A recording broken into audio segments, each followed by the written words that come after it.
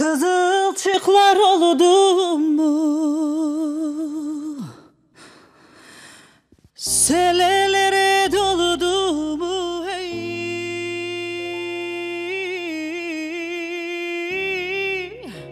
gönderdi yüzü çiğin, parmağıma olmadı mendilim elime. Mendil verdim geline, kara kına yollamış yar benim ellerime.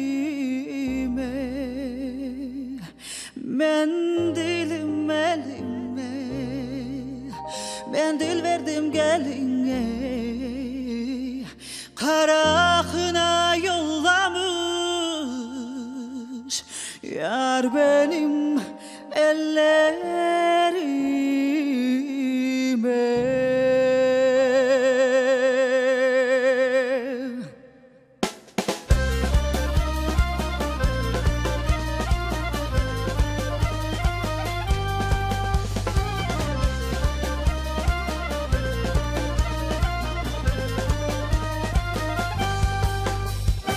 Kızılcıklar oldu mu? Selelere doludu mu? Hey,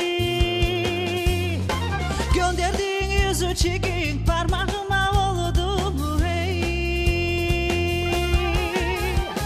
mendilim elime, mendil verdim geline, kara kına yollamış yar benim ellerime.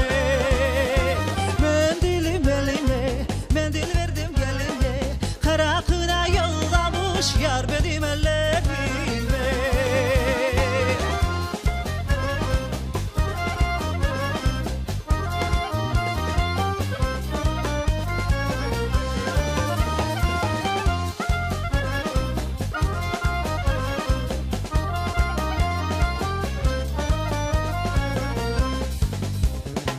Tabakası aynalı şu oğlan